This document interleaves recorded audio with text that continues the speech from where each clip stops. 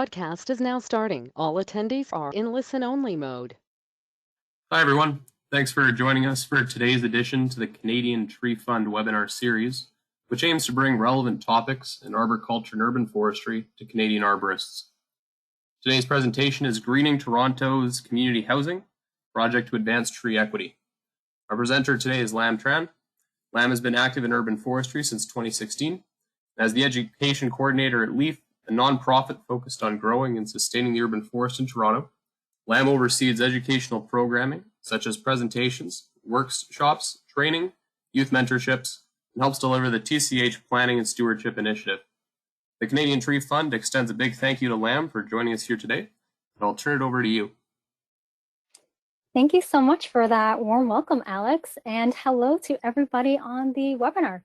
I want to just take a little moment to extend my gratitude back to the Canadian Tree Fund for the opportunity to speak with everyone here today. I hope that after this presentation, you feel energized or inspired about how you can work towards tree equity where you are. So as you know, my name is Lam and I'm the education coordinator at LEAF, which is a nonprofit organization in Toronto. For anyone who is unfamiliar with what we do, we basically teach people about the trees and get them excited about the urban forest. We plant native species in backyards and public spaces across the greater Toronto area and educate people on how to care for the trees in their communities. A really big focus of our work is on community engagement and tree stewardship. So for the next little hour or so, this is the agenda that I have set up. We're going to first cover some context around the urban forest and its benefits, inequitable distribution of trees, and some of the reasons why this exists, and then segue into some context around what the canopy cover is like in Toronto. From there, I'll cover the TCHC Planting and Stewardship Initiative to give everyone an understanding of what this program is all about, and then wrapping up at the end with challenges and learnings over the years. The urban forest for us includes all of the trees, the shrubs, flowers, and grasses that are in the city.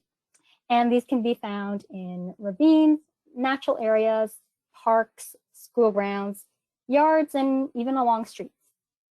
Beyond this kind of vegetation, it includes the soil, wildlife, and of course, you and I, the humans. All of this is an interacting and complex ecosystem that's all around us. And I'm sure we're all well aware of the benefits that we gain from the urban forest. But just to name a few, these will include environmental benefits and services such as mitigating stormwater, and reducing the urban heat island effect that we get in cities, carbon sequestration, and habitat and food for wildlife. There are also economic ones as well, which include reducing heating or cooling costs when we have trees that act as windbreaks or providing shade in the summer. And they can also increase the value of a property, be it a personal property or say a commercial one. And then there are social benefits and services, such as improving mental health and well-being and providing a very aesthetic kind of landscape to look at and be a part of. And of course, the more trees that we have and the larger that these trees are, the more benefits and services are experienced. Now, unfortunately, trees are not equally or equitably distributed within a city. Different areas have more trees than others. An example is, say, a residential neighborhood will tend to have more trees compared to an industrial or a commercial center. But there are also socioeconomic or racial divides as well. So a lot of research has been done, which has shown that trees tend to be found in more affluent neighborhoods. And this is seen across the world. It's not limited to just one city in one country, but it's a phenomenon that we can find in multiple places. So the example that you see on the screen here compares different neighborhoods across a variety of American cities in the United States. The photos on the left of each photo set are from communities with higher median income, and you'll notice that they also have more canopy cover, so more greenery that's captured in the photo. American Forests found that neighborhoods with median incomes that are greater than $100,000 have an average of 32% canopy cover. On the flip side, neighborhoods with median incomes that are lower than $30,000 have an average canopy cover of about 22%. And the difference between between these two types of communities is about 50% in the canopy cover, which is quite staggering. Now, looking at an example that is a little bit closer to home, the next row here you see compares different neighborhoods within one city in Montreal. And so similar to above, areas with higher median income that you have on the left have higher canopy cover compared to their lower median income counterparts on the right. And so this disparity with canopy cover between neighborhoods also extends to race, where white neighborhoods tend to have more trees compared to racialized neighborhoods. And this stays true even when income is factored into the mix.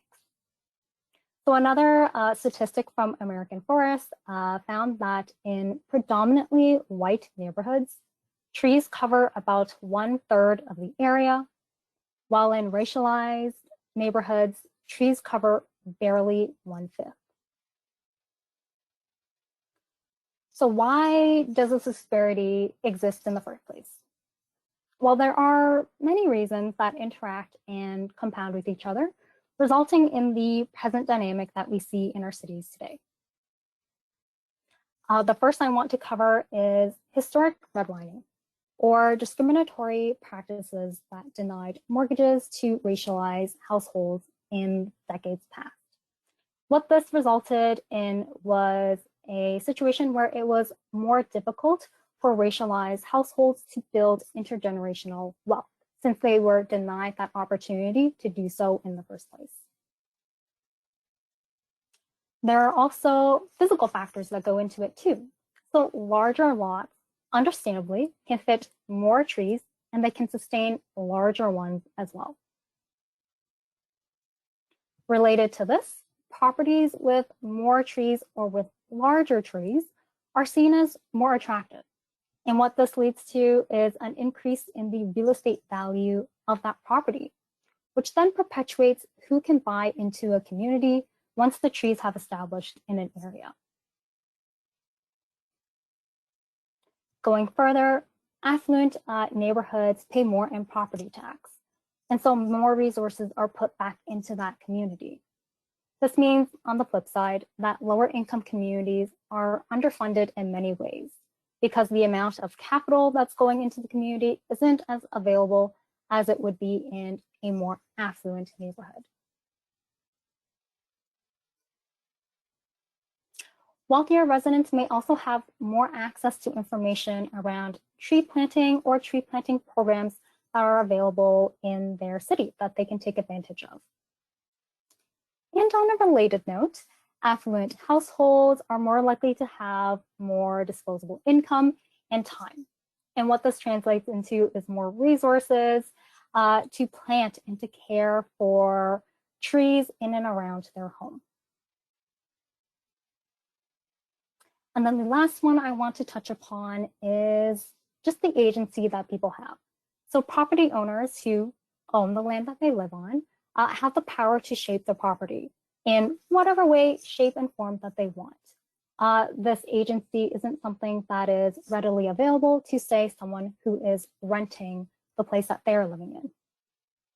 And so broadly speaking, historic practices, the available space, resources, and the ownership of the land influence the distribution of canopy cover in a city. And this is not a great thing. Inequitable distribution of trees is considered bad because it results in an inequitable distribution of the benefits and services that are then experienced by people in the neighborhood or in a city. So fewer trees means that these communities are less resilient and they're more vulnerable to adverse environmental events. These include increased stormwater runoff. They could be higher temperatures since the communities lack shade from the trees, and residents may not have an accessible option to, say, mitigate their stress or mental health. And with over 80% of Canadians living in urban areas, a number that's only continuing to grow as we urbanize, it's important that cities are made livable for everyone, especially those who are most vulnerable. So zooming in to the canopy cover that is in Toronto, I want to go over what things are like here to provide some further context for everybody. So in the city, we have 11.5 million trees, which make up 28.4% of the canopy cover. Broken down, what this looks like is 40% or 4.6 million trees are found in parks and natural areas. 5% or 0.6 million trees are found along city streets. And the remaining 55% or 6.3 million trees is found on private property. And so the city has a target of 40% canopy cover with a number of different strategies employed in order to reach that. On public land, of course, this means continuing to plant along streets and parks within the city. On private property, the city has funded a subsidized planting program for homeowners, one of these being the backyard tree planting program that LEAP offers. The city also provides funding for free tree giveaways hosted by community groups and organizations. What's important to keep in mind is that where trees are being planted, where they're being distributed, is critical because these efforts can either perpetuate tree inequity or they can start tackling it. And so digging a little bit deeper in these maps, I want to now visually illustrate the tree equity that is in Toronto. So on the left, you can see neighborhoods with higher household income in the darker green areas. They tend to overlap with areas on the right that have higher canopy cover, again, in the darker green areas.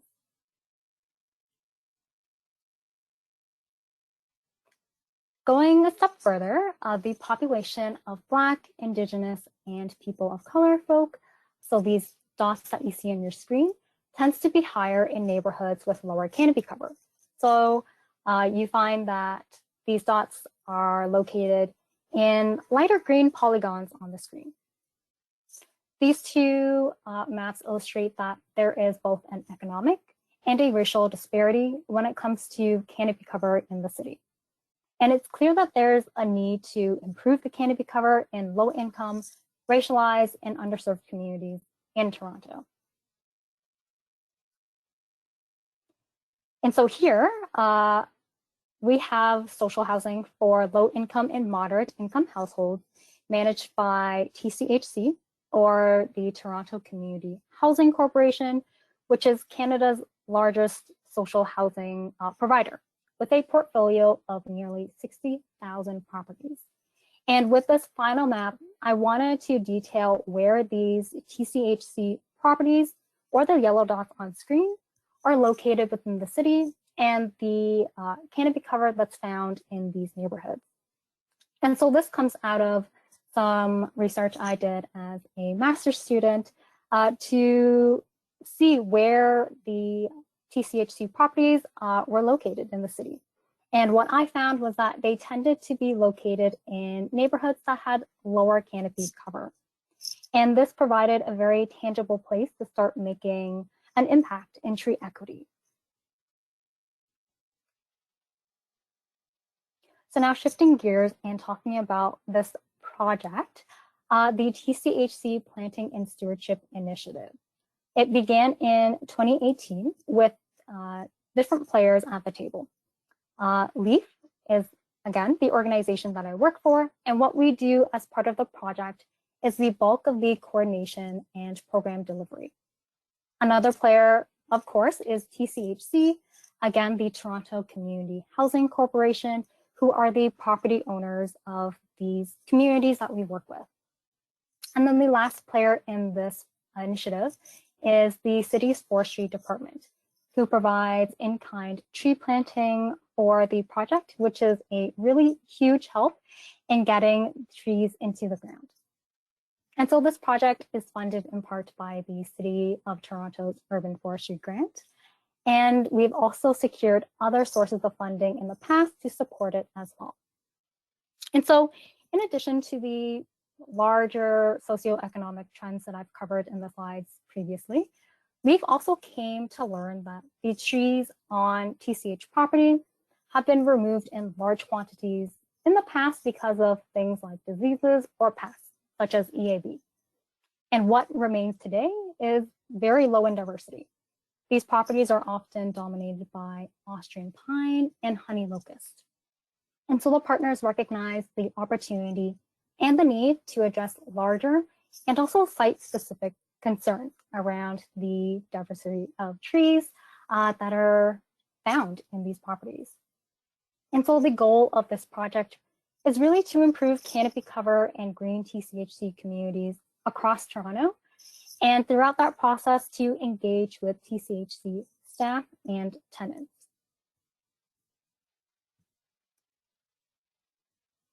And so having been part of this project since its inception, I've seen how it's changed and grown over the years. The project has two main key offers, trees and shrubs. And so walking through everyone through the tree planting component, we provide 10 hardy native tree species that can be planted at a site. Of course, there is the option to select other species if the site is suitable or if there's strong community interest. The process for determining which sites receive trees started out as a top-down model with senior TCHC staff identifying the properties and the planting locations. Of course, an obvious concern with this was that decisions were being made by people who didn't live there. And so these decisions may not reflect what the community wanted to see happen in and around their homes. And learning from that, we shifted the way the program was delivered in order to center the tenants in the process and have meaningful engagement and relationship building from the get-go. And in order to do this, LEAF works very closely with TCHC to promote the opportunity for tree planting widely throughout their network. So this includes having social media posts that you can see on the right there, having different flyers, both digital and physical, that are posted in the communities, and then also making graphics that can be displayed in digital screens all across the properties as a way to really tap into this network and share information about this opportunity with the tenants.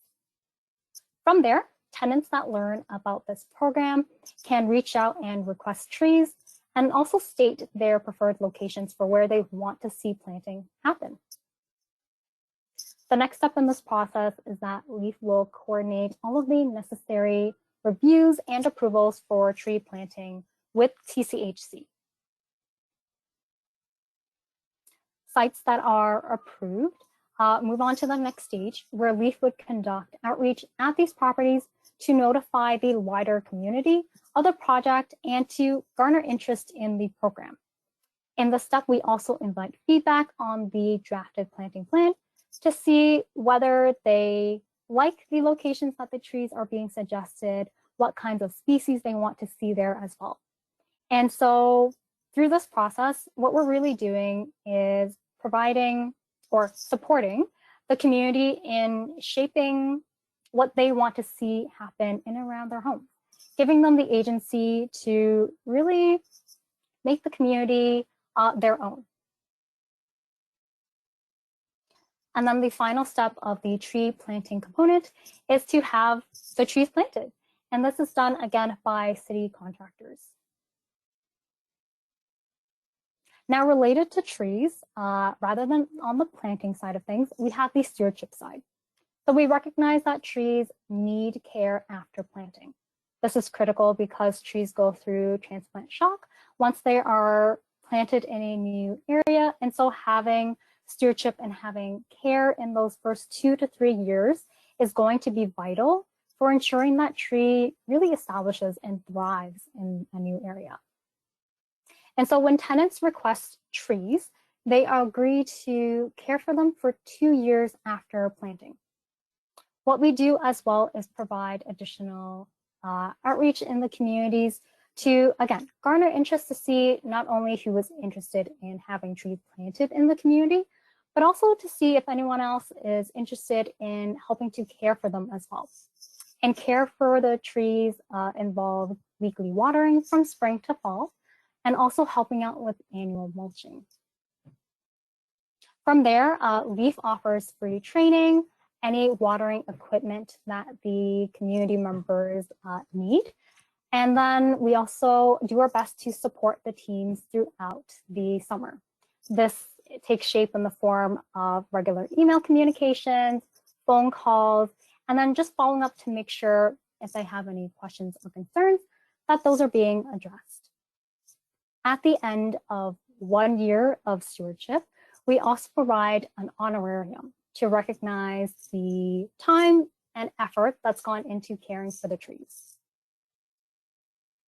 And what this all culminates into is long-term stewardship of these trees. The trees, again, get care in the critical years when they are establishing their root systems. But beyond the trees, it also means we're building capacity in these communities and helping to foster skills around stewardship for the tenants. The second major component to this program is around shrubs. So we offer 4 hardy, small growing native shrubs for tenants. This provides an alternative for communities that either don't have the space to plant trees, who are not interested in planting trees, or who don't have the capacity to care for trees. So it's a way to green TCHC properties without planting trees. And so similar to the tree planting process, promotions for the shrub piece also goes out at the same time with similar language and tapping into the same kinds of networks as well. The request, again, centers the tenants. So we invite community members to reach out to us and request these shrubs. And LEAF coordinates reviews and approvals for all of the shrub plantings with TCHC, very similar to the process that's involved for having trees planted. Where things start to shift between the shrubs and the trees is that with shrubs, we provide, again, free training around how to plant their shrubs and how to care for the shrubs. So the trees are planted by city contractors, but the shrubs are being planted by the tenants themselves. And once the training is complete, LEAF will then deliver these shrubs to each of the communities that have requested it.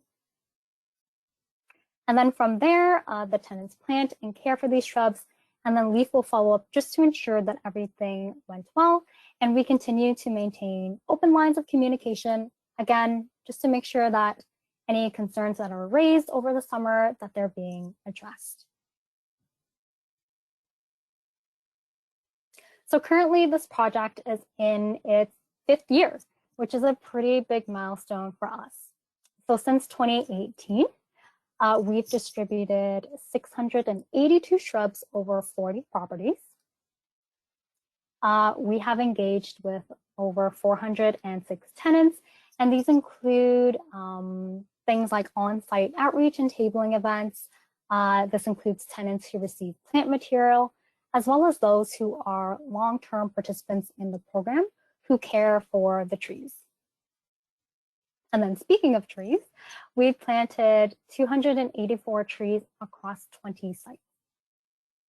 So behind these successes, there have been a series of challenges and learnings that we've had to navigate. The first is there are barriers to planting, whether it be tree planting or shrub planting. So safety and sightlines is a concern for TCH staff and tenants. We offer single-stemmed deciduous trees with raised canopies. So none of the trees we offer have these drooping forms. And we also do not offer conifers. Small shrubs that we offer get to about 2 to 4 feet in width and height once they mature. And the reason that we selected these deciduous trees and these small growing shrub species is because TCHC prefers to have these types of shapes, these forms, these sizes, in order to prevent any hiding spaces that can be created, say if we were planting a tree with lower branches, or if we were planting a conifer that had foliage year-round. On a related note with safety and sightlines, I've mentioned it before, but all of the planting locations, both trees and shrubs, are reviewed and approved by TCHC.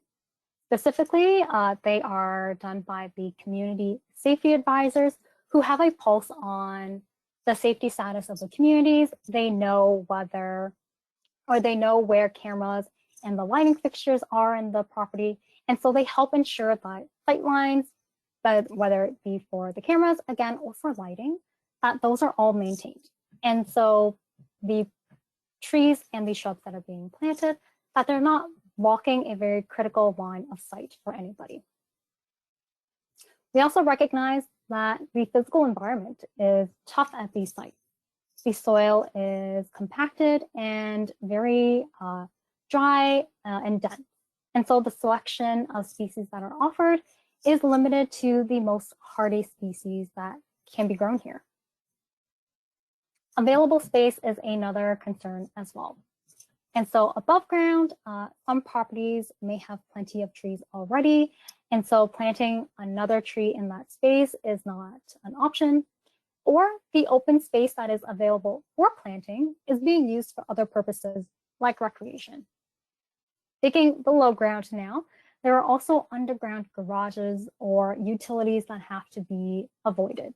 So it could be misleading to have a request from a property with all this open space, and then later realizing that underneath there are different kinds of structures that wouldn't allow a tree to be planted above ground.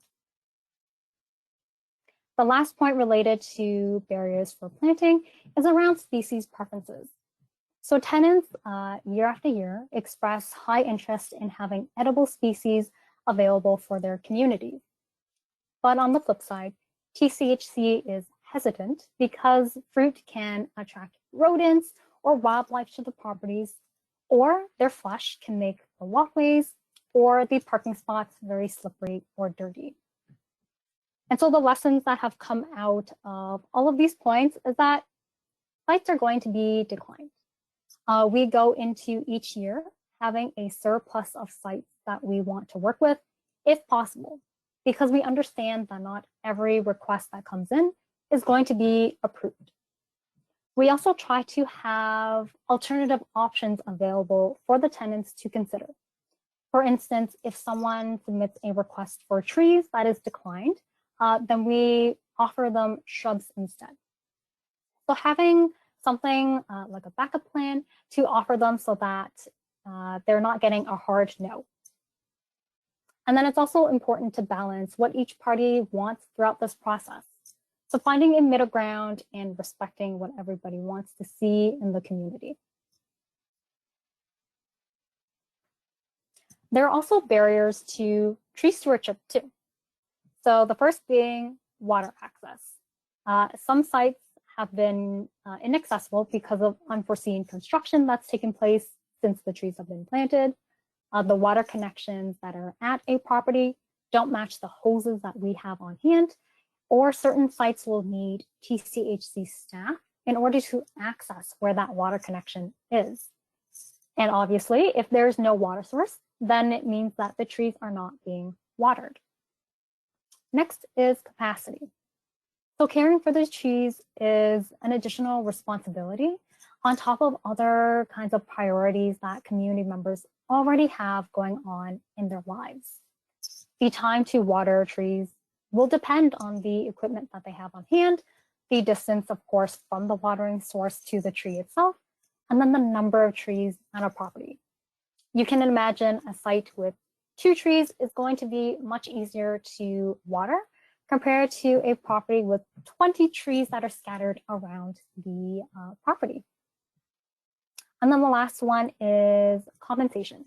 So we offer honorariums to those who take care of the trees as a token of gratitude to recognize, again, the effort and time that they put in to stewarding the trees.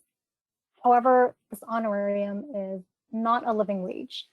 It's based on the number of trees at a site, and it's provided for the whole team at a property rather than 4 per person. And we understand that the structure that the honorarium is, as it is right now, can disincentivize more people from getting involved. And so the lesson that we've taken from these barriers to stewardship is that we need to be responsive and creative.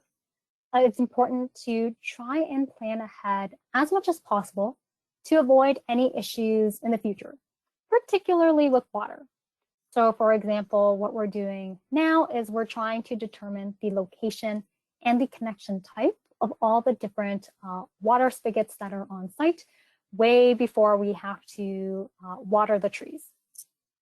We also try to connect with the superintendents at these properties ahead of time as well to let them know about the program, get them on board, and let them know what they can expect once the trees are planted. And then, of course, not to plant trees if there is any construction in the future. And so this piece comes out of having, again, these reviews with TCHC so they can determine whether there are any plans to have major landscaping or capital work at a site so that we know to avoid planting there until the work has been completed.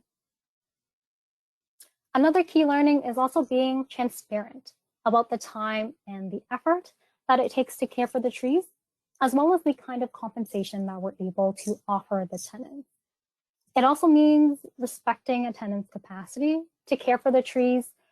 So if a tenant is interested in trees and a site can fit, say, 15 trees, but they only have the capacity to care for 5, that we move ahead and plant only 5, rather than overwhelming them with having 15 trees planted and then expecting one person to take care of all of those. It also means avoid planting in challenging or far off locations as well. So an area may be open for tree planting, may be totally free for a tree to go there.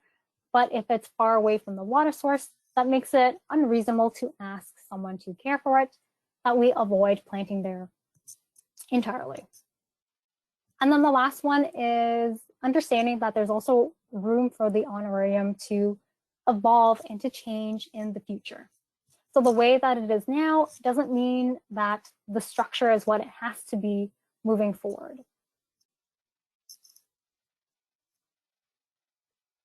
And so rather than being a challenge, there have been major learnings in terms of relationship building. The first half I want to cover is around our partners. And so working with TCHC and the city has been really critical in scaling up the program to what it is today. It's also been really important for us to learn from other actors and partners as well. So when the program started in 2018, working with underserved communities was a new realm for Leaf. At the time, we had Park People, who was a partner in the early stages of the initiative, and we were able to learn strategies to best engage with and support the TCH communities, as Park People had existing relationships with these communities. So we were able to take their best practices and incorporate it into the project. TCHC staff have also been critical in roping in other TCHC staff or other departments in order to help promote or coordinate the project. An example is roping in additional marketing staff, roping in those who work, say, on the ground to provide additional support when we are visiting the properties. And again, of course, just notifying us if anyone is aware of upcoming construction or capital work at a site. Tapping into existing networks and key players in the communities has also been important in order to spread the word about the project. And so working with different departments and teams at TCH to promote the program, working with staff who are very site specific that focus around community programming as another opportunity to highlight this program, and then also reaching out to the tenant reps. So moving beyond now just working with partners and staff to working with community members who are really champions in the properties that they live at. And then I've mentioned it before, but having in-kind support from the city has been critical in achieving the numbers that we have around tree planting. So now segueing to relationship building around tenants, I now want to highlight some of the key learnings that have come out of the work that we've had in working with community members. And so, of course, it's been important to center tenant requests and supporting opportunities for them to exercise their own agency in these communities rather than coming in and kind of imposing this project on them. This project is also a long-term commitment at these communities. So tenants have shared in the past that other kinds of initiatives that were brought into their communities were short-term. They were in and around there for a year or 2 years at most before they departed from the community. And so there was a lot of value in having long-term relationships with the community members with LEAF through this project. What we also do is providing as much support as possible where we can. Again, this takes the form of providing watering equipment that the community needs and offering training that is no cost, most convenient for the tenants in whatever shape and form that they need. Another key learning here was that this program is also value added to these community members. And so working with us and caring for the trees or receiving these shrubs, these tenants are part of our mailing network, and we also invite them to other kinds of programs at LEAF. An example is that every year we now invite a number of TCHC tenants who can join our Tree Tenders volunteer training program. Typically, this is offered to the public at a cost, but for the tenants, we provide them a spot free of charge. And then, of course, feedback. So every year, we ask the tenants who have participated in the program for feedback on what they think has worked well and what we can do to improve it. And so this goes into shaping what next year's program is going to look like in order to better meet the needs of the communities. And a huge takeaway from the relationship building, whether it be with our partners or with the tenants, is that the project is really about the people, rather than just being about the trees. So word of mouth has been very powerful in getting others on board with the project. We do our best to have meaningful engagement to get the tenants centered and involved as early as possible and throughout all of the different steps that we have as well. And to do that, we also tailor the approach of how we engage with the communities to each community's needs or interests. And then lastly, related to this, it's also been key to stay flexible and to be open to change, because these communities and people are not static. And so the program can't be static either.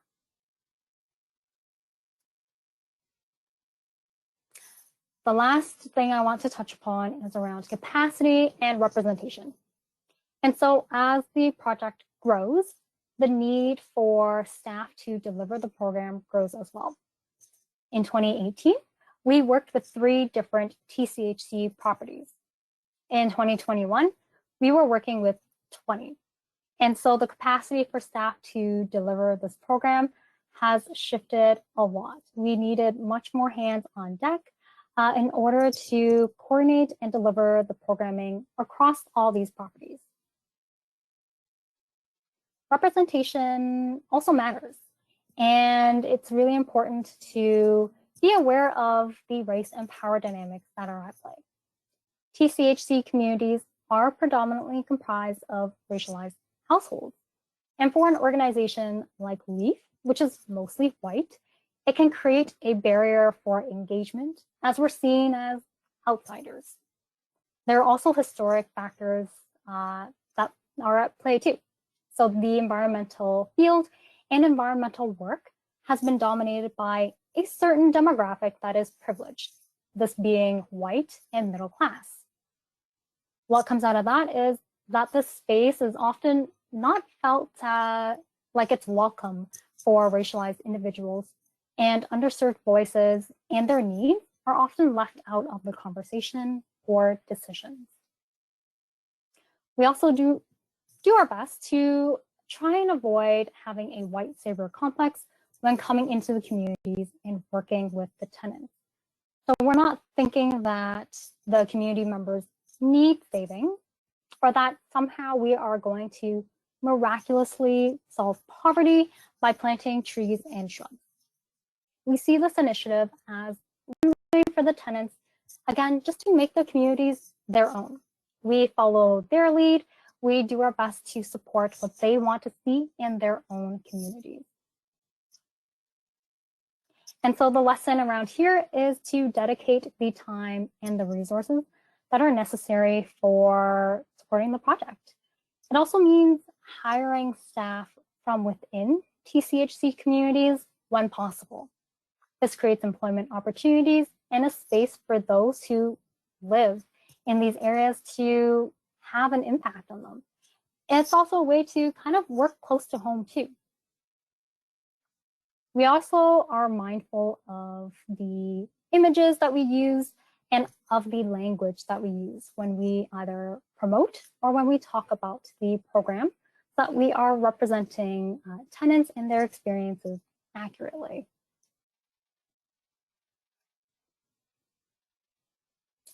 So when this project started, I wasn't sure where the future would take us. Over the years, momentum has built up to keep the initiative going and growing. And so we've built strong and ongoing relationships with our partners and the tenants. And we're always working towards shaping the program in ways that will best support these communities we work with. I want to end the presentation on a celebratory note with testimonials that have been shared by members of our tree care team, so the tenants who care for the trees at these properties, or those who have received shrubs. I love being able to choose what trees are planted in my community. Trees are our life source. Take care of nature, and nature takes care of us. The community was impressed. They can't wait to pick their own blueberries. One child care provider was outside with her children. I used that as a teachable moment. They were excited.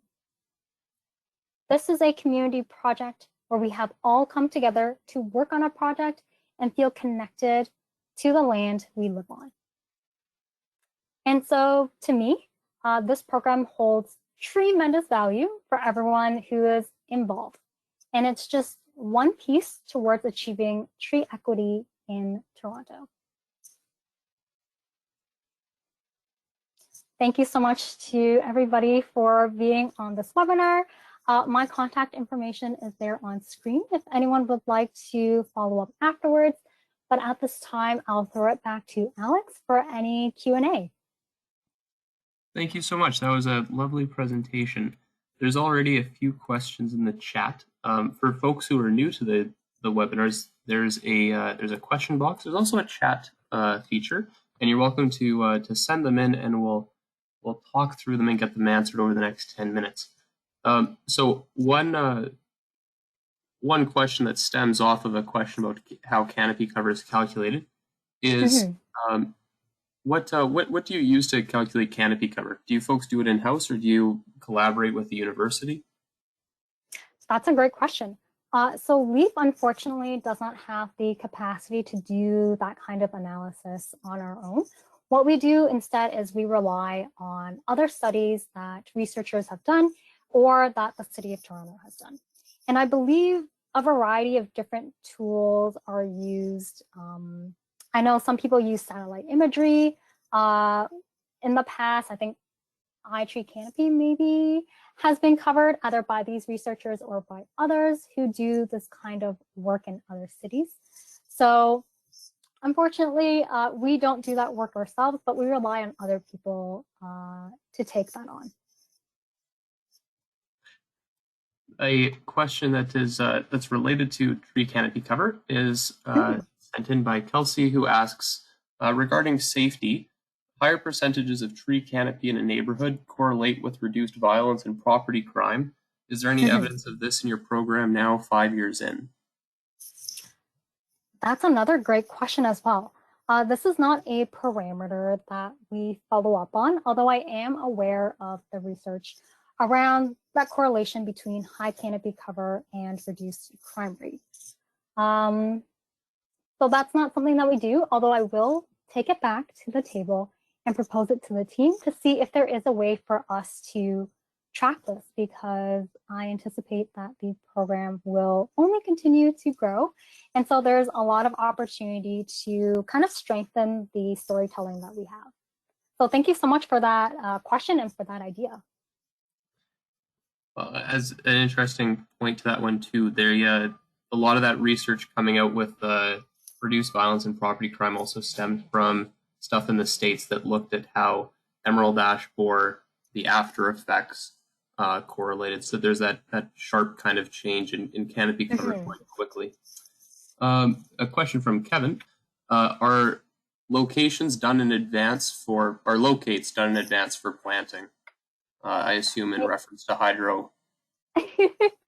Yes, so they are done before any planting happens, particularly for trees, and they're done by the contractors. Since they are the ones that do the tree planting, they manage all the locates that happen. Great. A more theoretical question, perhaps. How do you navigate the risks of green gentrification as you increase canopy cover in areas that were not previously highly vegetated? So with these communities we work with, the landowner is TCHC. I'm not sure if TCHC has any plans to give up the land that they own. As far as I know, I'm not aware of any plans to say sell this property and make it into a condo. So when we're working with these communities, we're doing it with the assumption that it's going to remain within TCHC hands for the long term. Well, on the topic of community engagement, when you're reaching out to folks and kind of conversing with them on these issues, there's been a push from a few recent studies about going away from ecosystem services and a commodification-based approach to tree canopy, and moving towards discussing kind of the cultural and societal benefits. How do you present the benefits of trees to people? That's great. That also touches upon something that we learned quite early on too, although I didn't include it in this presentation because I was afraid we get a little bit too wordy. But when we started off engaging with community members, we also heavily highlighted the kinds of environmental benefits. So again, these things around, oh, you know, it's going to provide buffer habitat, it's going to combat climate change. And we found that community members were often already aware of these benefits, so it didn't serve any purpose for us to bring that up again. But what really did resonate with people was when we started talking about the benefits, the social benefits that communities can benefit from when trees were being planted. So that's how we've shifted the way that we talk about trees and the way that we talk about the program.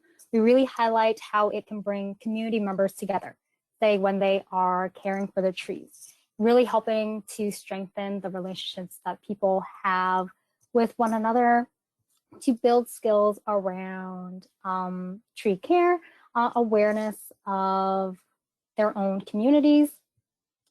And yeah, I'll leave it at that. So we basically, in short, we have shifted the way that we talk about trees from focusing on the environmental benefits to now focusing on really, again, it's the people. Awesome. A question on the kind of long-term management. At the ISAO conference this year, someone came in and talked about tree planting in Europe, and they were talking about the need for biosecurity and making sure that the trees aren't vandalized. Wondering if you've seen any issues with vandalism of newly planted trees. This one, we have seen some trees experience vandalism. Thankfully, the majority of them have been free of that. And we think it may be because we have tenants who are out there taking care of it. They act as eyes on the ground as well. And so anytime